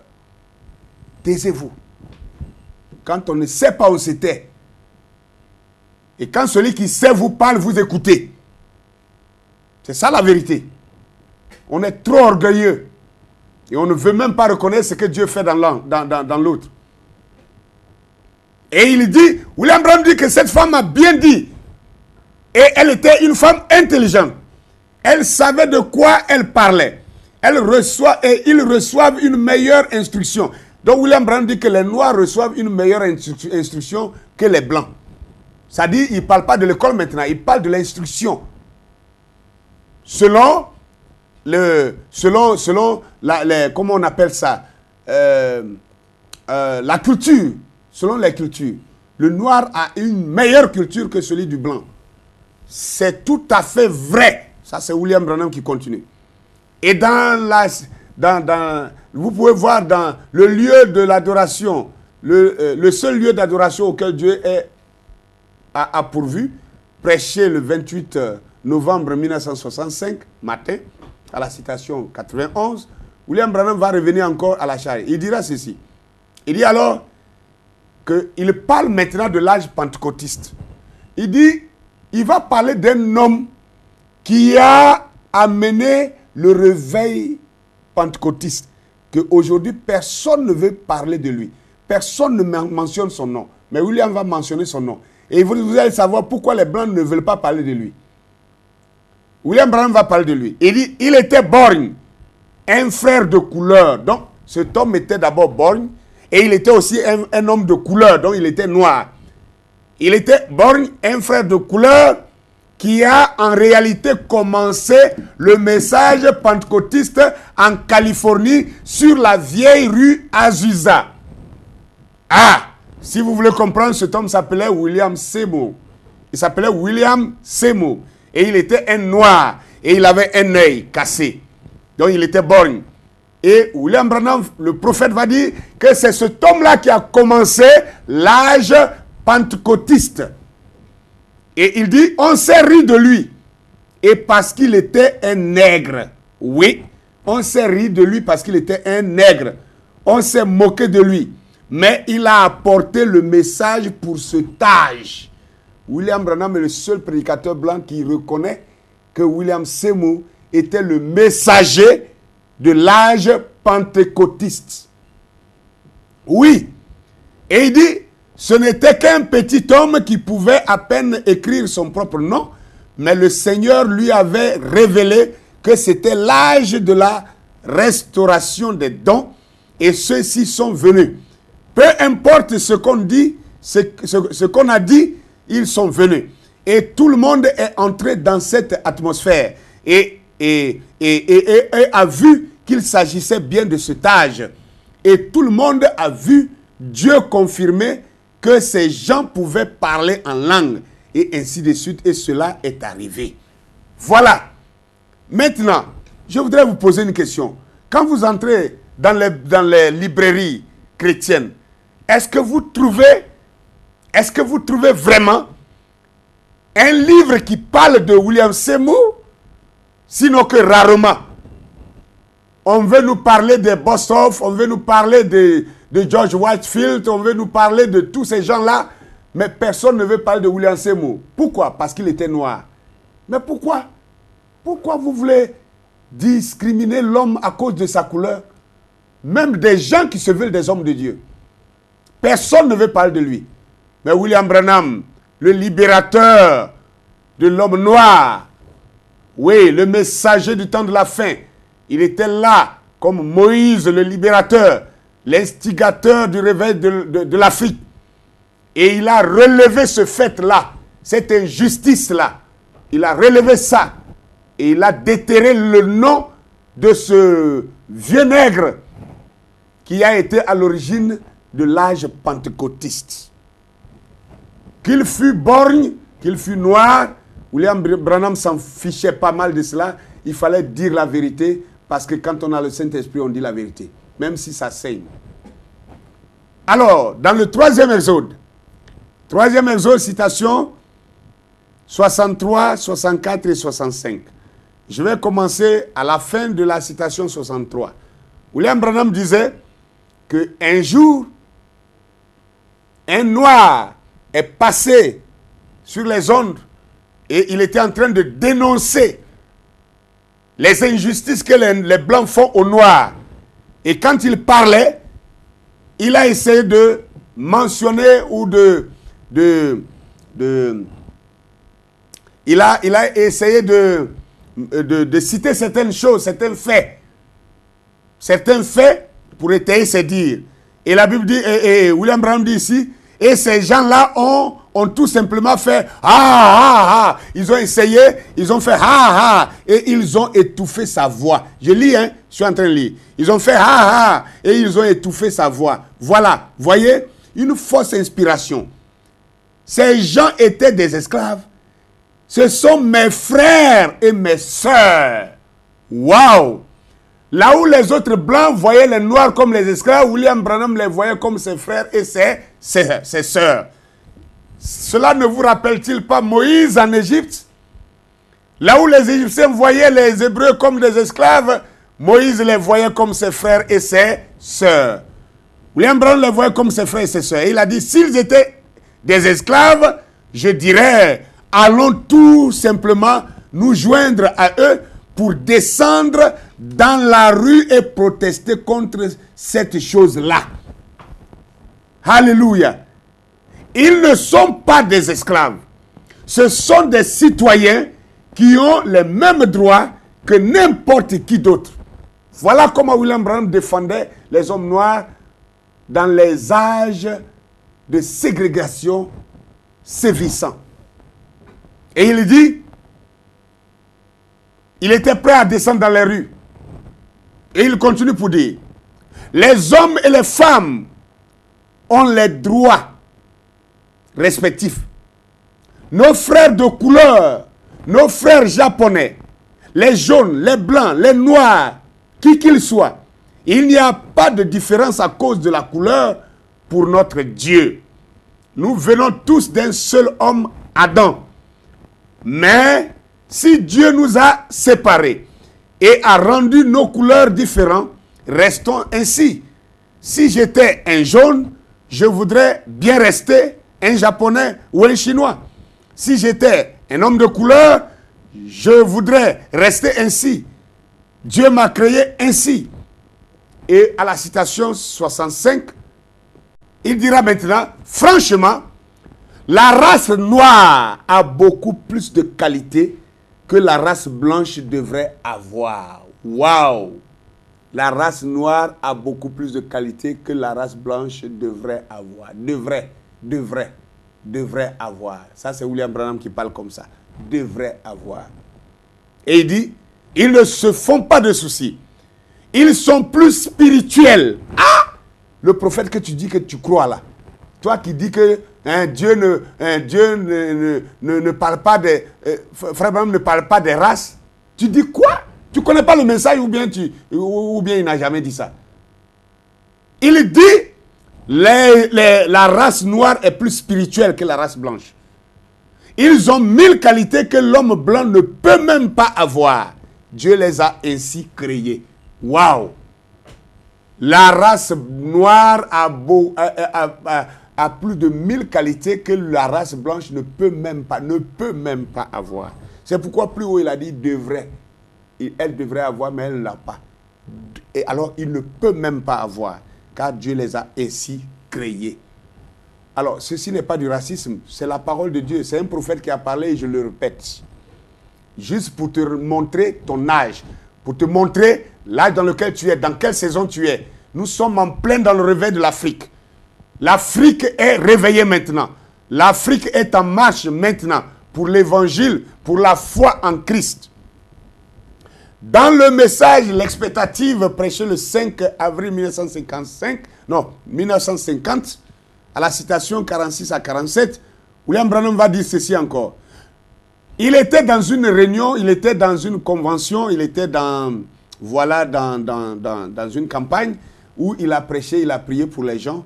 Et voilà, c'était dans une campagne en pleine ségrégation en Arkansas où les Noirs n'avaient pas le droit de venir là où les Blancs étaient. Et il va conter une anecdote, quelque chose qui s'est passé réellement, et il va nous dire ça. À la citation 46, il dit, le lendemain, 4 agents de police me faisaient sortir d'une église où je parlais, où j'avais prêché. Je sortais du bâtiment et j'ai entendu quelqu'un crier, « Aie pitié, aie pitié, aie pitié !» Et j'ai regardé là, un vieil homme de couleur aveugle se tenait à l'écart de la foule. Une petite couronne de cheveux blancs tout autour de sa tête, portant un bonnet criant « Pitié, pitié !» Il ne pouvait pas se tenir avec les blancs, évidemment. Et il criait comme cela. Et je partais. Alors quelque chose est entré en action et a dit, va là-bas. Et j'ai dit, allons là où se trouve cet homme-là. Et il a dit, l'agent de police a dit, oh frère Branham, vous ne pouvez pas imposer les mains à cet homme-là. Regardez-moi ça. Des gens même qui se disent avoir le Saint-Esprit. Des gens qui se voulaient des prédicateurs. Ils osent dire au prophète de Dieu de ne pas aller imposer les mains à l'homme noir parce qu'il est noir simplement. Parce qu'ils veulent respecter leur loi farfelue de ségrégationnistes, de bizarristes, de satanistes venus de la 5e dimension. Et il dit alors, l'agent de police a dit, vous ne pouvez pas imposer les mains à cet homme-là. Et il a dit, on vous arrêterait. Il a dit, vous ne pouvez pas le faire, vous ne pouvez pas faire cela. Vous êtes en Arkansas. Et j'ai dit, eh bien, regardez. Mais le Saint-Esprit me dit d'aller là. Et il a dit, vous provoquerez une émeute raciale. Il a dit, vous ne pouvez pas faire cela. Si on est ici, on est au sud. Et j'ai dit, William Branham m'a dit, et j'ai dit, je n'y peux rien. Où que ce soit. Le Seigneur me dit d'aller ici, j'irai. Waouh! Voilà comment ce libérateur s'est battu, bec et ongle, pour les hommes noirs. Et si vous permettez, je vous dirai que William Branham a été ce que William Seymour a fait. William Seymour était un messager de Dieu, mais comme il était noir et que les blancs ne pouvaient pas le recevoir, ils ont refusé de le recevoir. Dieu a dû prendre cet homme noir-là, il a peint en blanc et il l'a ramené comme prophète de Malachie 4. Regardez, l'autre s'appelait William Seymour et celui-ci s'appelle William Marion Branham. Le même William est revenu avec une peinture blanche pour que les blancs puissent l'accepter. Parce que les blancs avaient plus de moyens puisqu'ils avaient confisqué tous des noirs. Il fallait que ce soit quelqu'un qui soit des rangs des blancs pour que l'évangile puisse parcourir le monde entier. Voilà pourquoi Dieu a pris son William Ier et il a peint en blanc. Oui, c'est une manière de parler. Et William Branham maintenant était un noir à la peau blanche. Couleur blanche mais pensant blanc, pensant noir, agissant noir. Oui. Dans le message « La foi est une ferme assurance » prêché le 12 avril 1947 à la citation 82, William Branham dira ceci. Il continue pour expliquer un peu ce qui est arrivé là-bas en Arkansas. Il dit, et un jour, on me faisait sortir du service et j'ai entendu continuellement quelqu'un crier, pitié, pitié, pitié. Oh, où êtes-vous, révérend? Et je me suis retourné. Frère Adam a dit, vous ne pouvez pas vous arrêter. Vous voyez l'autre côté, ce frère Adam là, ce policier là, c'était un frère. Un frère qui croyait la parole de Dieu. Un policier. Donc ici là, il dit son nom. C'est pourquoi j'ai pris cette citation. Pour ramener la même histoire. Frère Adam a dit, vous ne pouvez pas vous arrêter. Vous savez, c'était un homme de couleur. Tout simplement parce qu'il était noir. Alors, et pourtant, même dans l'Arkansas, si vous serrez, ne se fût-ce que la main à un homme de couleur, on vous arrêtera, on vous jettera en prison. Waouh! Vous voyez un peu, hein? Vous voyez un peu dans quelle tension William Branham est venu prêcher ce message? Quand on parle de ça, les gens ne comprennent rien. Ah non, pasteur Ake, toi tu dis que Jésus est noir, et pourquoi William Branham n'a pas dit ça? Ah d'accord. Vous ne connaissez même pas dans quel contexte, dans quelle atmosphère William Branham est venu prêcher ce message.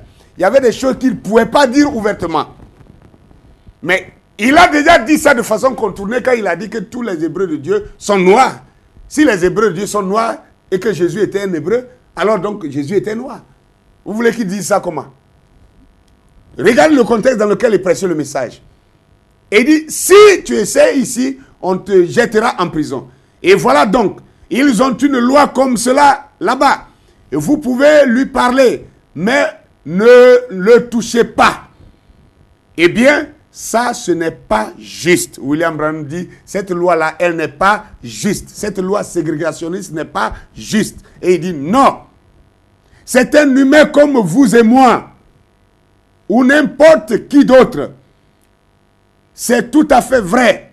Je ne sais pas ce que vous en pensez, mais je veux décharger mon âme à ce sujet. Waouh! Ça veut dire, il avait des choses qu'il voulait dire, il ne pouvait pas dire à cause des lois ségrégationnistes, mais cette fois-ci, il a pété les plombs, il a dit, je veux décharger mon âme à ce sujet-là. Moi, je ne peux pas croire que le noir est inférieur à un blanc. L'homme noir est un humain comme vous et moi. Et il dit, je veux décharger mon âme à ce sujet. c'est juste, assurément. Je suis pour Abraham Lincoln et cela est juste. Parce qu'Abraham Lincoln avait la même pensée. Il a combattu pour l'égalité des humains. Voilà. Et il dit, là se tenait ce pauvre vieil homme de couleur criant, « Oh révérend, etc., etc. » Et il a dit, « Révérend, ne me dépasse pas. Je vous en prie, ne me dépassez pas. Pensez-vous que je pouvais le dépasser? Peu importe qui il était, c'est Dieu. Peu importe si on vous met en prison. » Donc, William Branham, il a risqué sa vie pour aller imposer les mains à ce vieil homme noir en faisant fi de toutes les lois ségrégationnistes qui existaient en ce moment-là. Et il continue de dire, écoutez, écoutez ceci. Ceci me vient à l'esprit alors que nous parlons de l'homme de couleur. Et il dit, j'ai vu un vieil homme de couleur avec une petite couronne de cheveux blancs autour de sa tête, etc., etc. Et il a dit, c'est le sang d'Abraham Lincoln qui m'a délivré des chaînes de l'esclavage. Donc, les Noirs même étaient reconnaissants aussi à Abraham Lincoln, parce qu'Abraham Lincoln, quelque part, dans sa bataille à la présidence, il a pris position pour l'égalité des humains, des races. Et ça a été favorable pour les Noirs qui étaient dans l'esclavage. Ça a milité pour la libération des esclaves. Alors, maintenant, vous devez remarquer que pendant que William Branham était sur la scène, c'est en ce même moment que le révolutionnaire Martin Luther King était aussi sur le terrain, en train de soulever les populations noires, marcher, protester, réclamer justice, réclamer la libération, n'est-ce pas, la libération des esclaves ou de l'homme noir, la cessation de la ségrégation raciale et toutes ces choses. Donc, quand Dieu est en train de susciter un réveil pour un peuple, même le monde païen est influencé par ce réveil. Donc, pendant que la chose se faisait du côté spirituel, le combat était aussi politique et le combat était aussi économique. Et qu'est-ce que nous voyons aujourd'hui en 2020? En 2020, depuis, ça avait déjà commencé, mais la mort de George Floyd aux États-Unis a été une étincelle qui a déclenché des vagues de protestation jusqu'à ce jour où les peuples du monde entier sont en train maintenant d'interpeller la race blanche à faire attention à la vie des hommes noirs. Pourquoi? Parce que le réveil spirituel de l'Afrique est aussi en cours maintenant même. Voilà pourquoi il y a ces échauffourées où les gens démontent les monuments des esclavagistes, les monuments de ceux qui ont fait la traite négrière et toutes ces choses, de ces injustes et ces dictateurs contre la race noire. Alors, la raison pour laquelle William Seymour et William Branham sont boycottés par le monde religieux en ce jour, vous allez rentrer dans les librairies, vous n'allez pas trouver facilement les livres de William Branham dans les librairies religieuses. Vous n'allez pas trouver, personne ne veut parler de William Seymour. Pourquoi? Parce que William Seymour était un homme noir, en plus borgne, mais pourtant il était le père du pentecôtisme, du réveil pentecôtiste mondial. Et William Branham a été un homme blanc, mais avec des pensées nègres, des pensées noires, alléluia, envoyé de Dieu pour défendre la race noire. C'est ça la vérité. Donc le message de William Branham, je parle maintenant à mes frères qui croient le message. Vous croyez le message comme moi-même. Et vous ne pouvez pas voir que William Branham, il est venu pour défendre le peuple noir. C'est la raison pour laquelle il y a plus de croyants du ministère de William Branham dans le peuple noir que dans le peuple blanc. C'est ça la réalité. Si vous ne connaissez pas pourquoi, voilà la raison que je vous donne. Voilà. Donc nous allons lire encore une autre citation. Je vais bientôt finir. Je sais que la vidéo de cette fois-ci, je lutte pour ne pas que ça soit long, mais je ne peux rien. Il faut que je puisse terminer cette pensée aujourd'hui. Nous n'avons point ici-bas de cité permanente. Ça, c'est une prédication de William Branham. Nous n'avons point ici-bas de cité permanente. Prêché en février. En février, je crois que ça doit être le 1er février 1950. La citation 41 à 48. Mais je vais survoler les citations et lire les phrases, les déclarations fortes. Et il dit ici, à la citation 41 déjà, il dit, et ils avaient choisi, William Branham, avant sa conversion, il désirait vraiment avoir le Saint-Esprit. Il voulait être sauvé. Quand il a entendu parler du Seigneur, il voulait être sauvé. Et il voulait le Saint-Esprit. Et il a parcouru beaucoup d'églises. Chez les baptistes et ailleurs, il n'a rien vu. Et maintenant, Dieu l'a envoyé vers un groupe d'hommes noirs.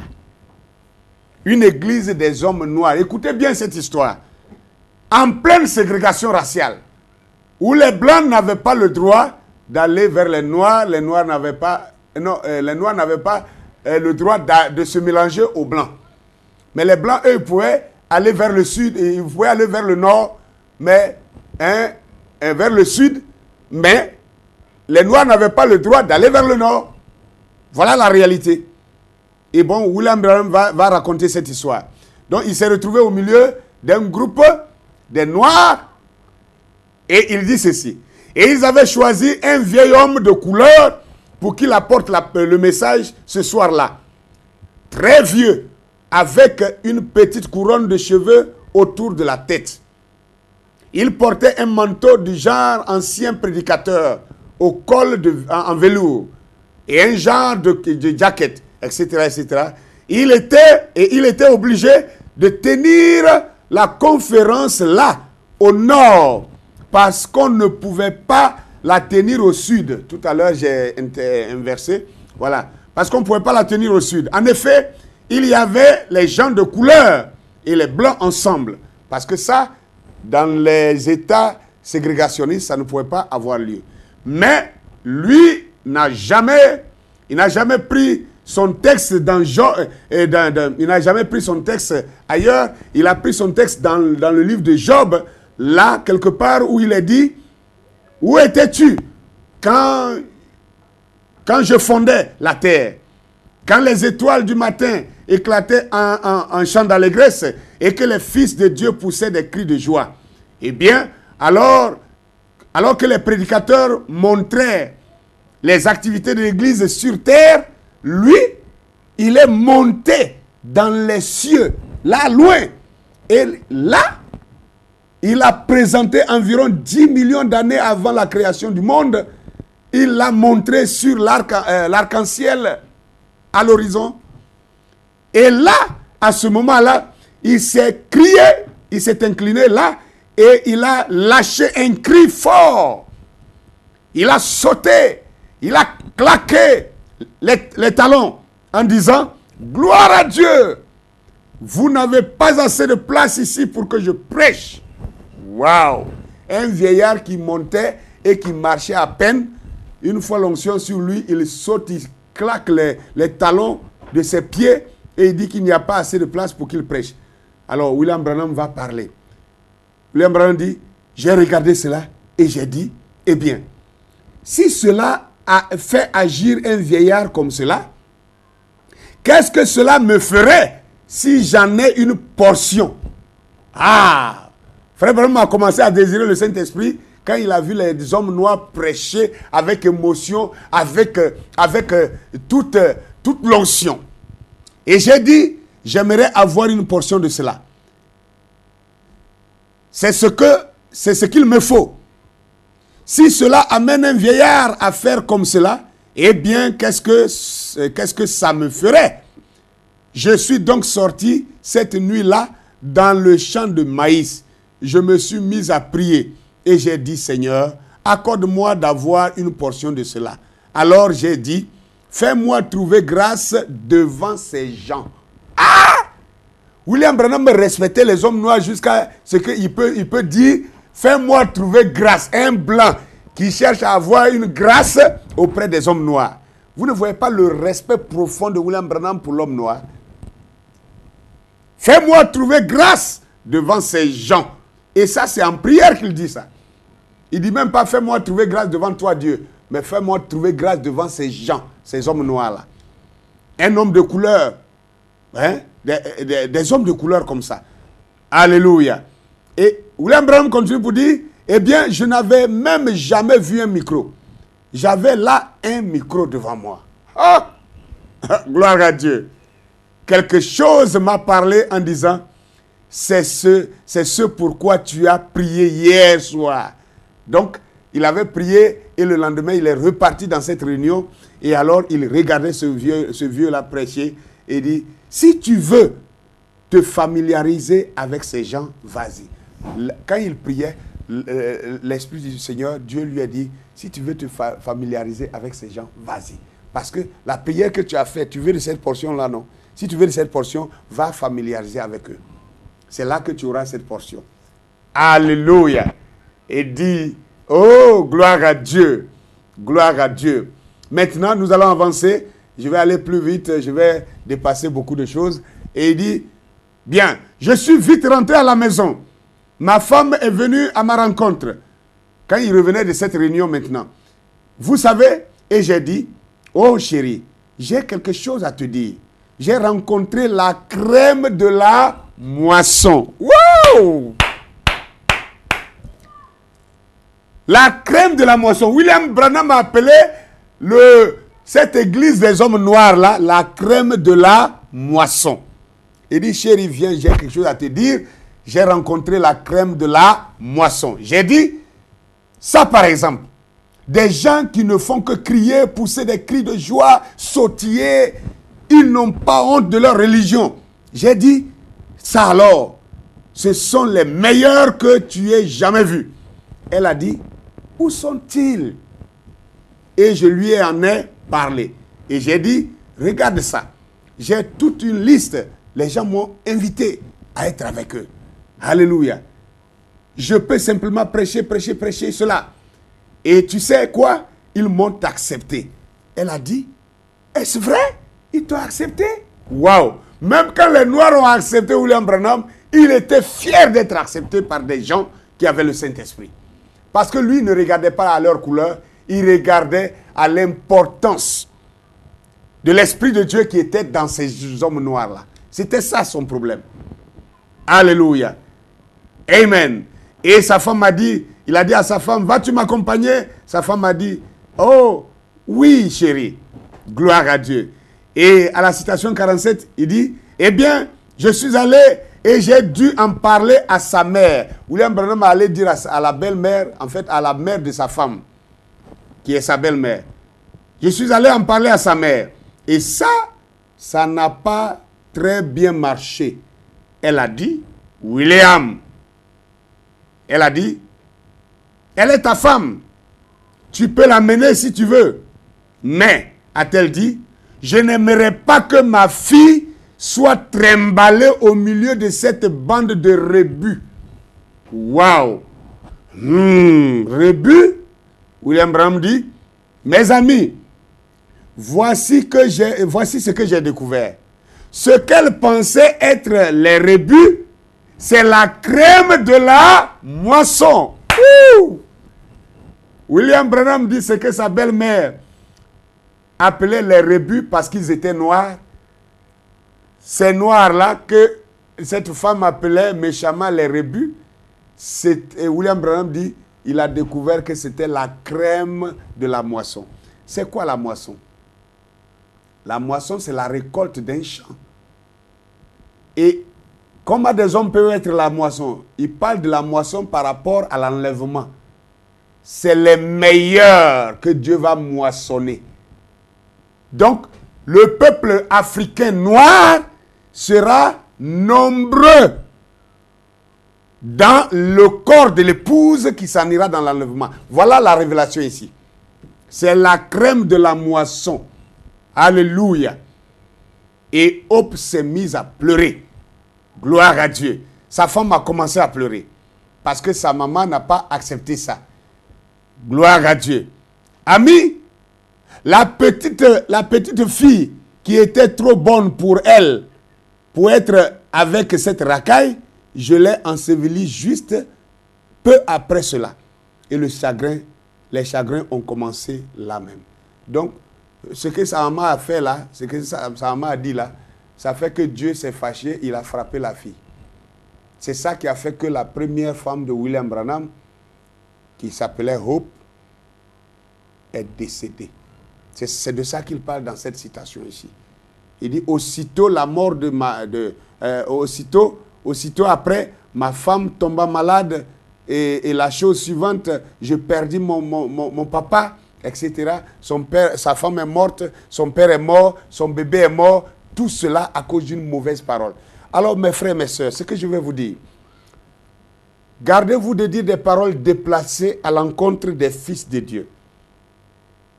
Quand quelqu'un fait une œuvre pour la gloire de Dieu, que votre conscience vous témoigne que c'est l'Esprit de Dieu qui parle en lui, même si vous êtes jaloux de lui, méfiez-vous des paroles qui sortiront de votre bouche. Alors Moïse, le libérateur et l'instigateur du réveil de l'Afrique, c'est bel et bien William Marion Branham. C'est la raison pour laquelle William Marion Branham n'est pas accepté dans toutes les religions. Les catholiques combattent William Branham, les protestants combattent William Branham, les pentecôtistes combattent William Branham, les œuvres missions, toutes les églises combattent William Branham, parce que William Branham n'était pas un conformiste. Il n'est pas venu pour répéter ce que les autres prédicateurs disaient. Il avait un message de révélation. Il avait un message particulier. Et son message s'est axé pour la justice des faibles. Et le peuple qui était le plus martyrisé pendant tout ce temps, c'était le peuple noir. Et William Branham a pris la défense des Noirs. Mes frères, mes sœurs, si je conclus ce message en vous disant que regardez maintenant que à la 4e génération, la descendance d'Abraham devait revenir sur le territoire que Dieu lui avait donné. Cette descendance d'Abraham qui devait revenir à la 4e génération, ce n'était pas à la 4e génération d'Abraham de ce temps là-bas.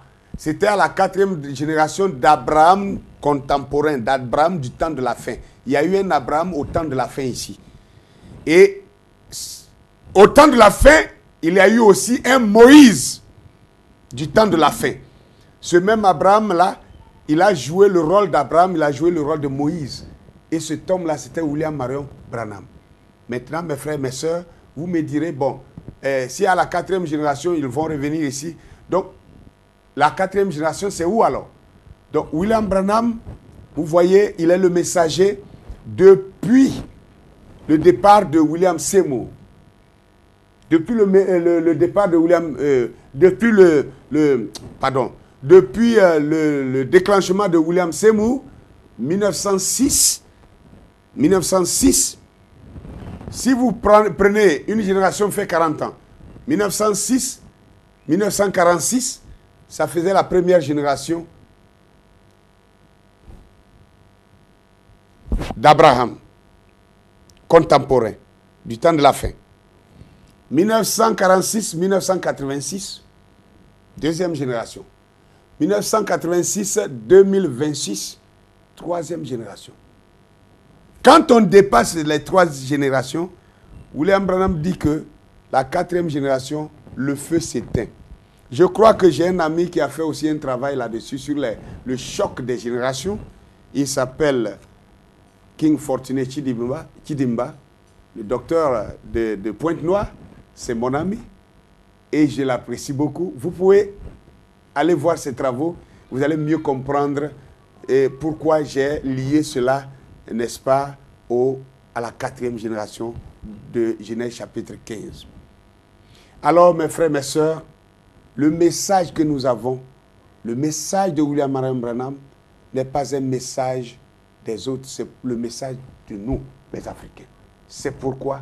Parce que nul prédicateur n'a jamais dépouillé la Bible dans la vérité comme William Branham l'a fait. Alors, mes frères, mes sœurs, merci de m'avoir écouté. Partagez la vidéo, likez la vidéo, partagez la vidéo dans plusieurs groupes que vous connaissez pour que cela puisse aider quelqu'un. Que Dieu vous bénisse et à la prochaine.